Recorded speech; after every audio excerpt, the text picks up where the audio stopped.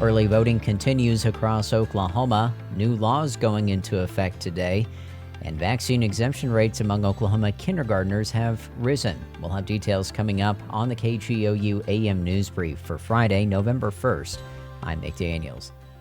Across the state, tens of thousands of voters are casting their ballots for the presidential election. Almost 90,000 people have voted by mail. And on the first day of early voting, more than 80,000 people stood in lines, occasionally for hours to vote. Samuel Garza voted early in Canadian County. Because I wanted to get my vote in.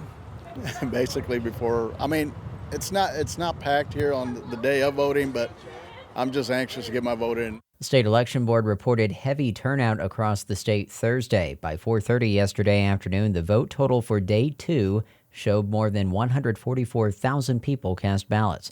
Early voting continues Friday from 8 to 6 and Saturday from 8 to 2. Election day is Tuesday. For more information on how to vote, view the voter guide at kgou.org. More than 200 new laws will take effect today. The laws focus on a variety of issues like public education, health, agriculture, and retirement.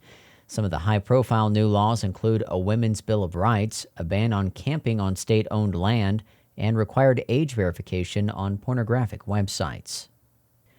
A winter shelter for people experiencing homelessness opens today in Oklahoma City.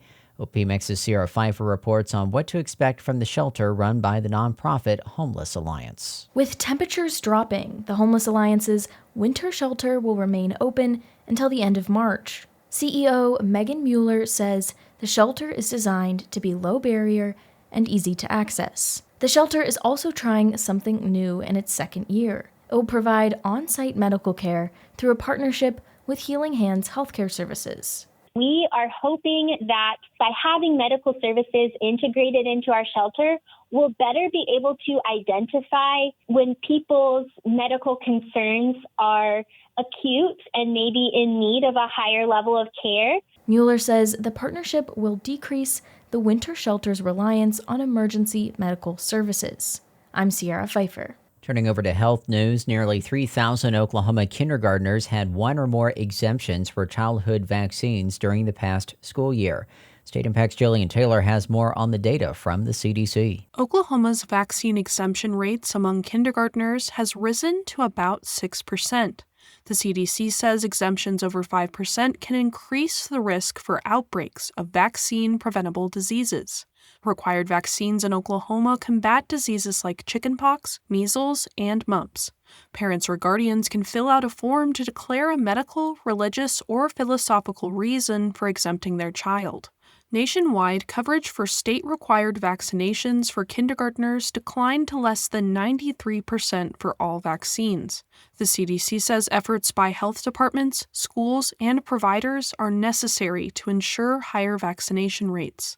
For State Impact, I'm Jillian Taylor.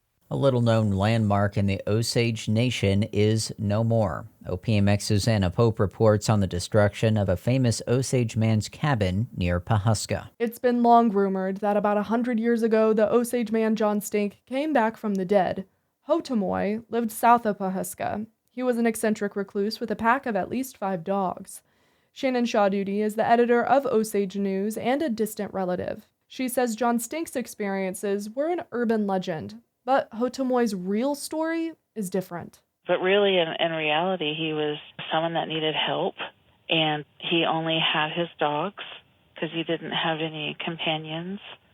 And there were numerous accounts of the bullying that happened to him and the community shunned him. Shawduty says Hotomoy's cabin was destroyed in a wildfire earlier this week.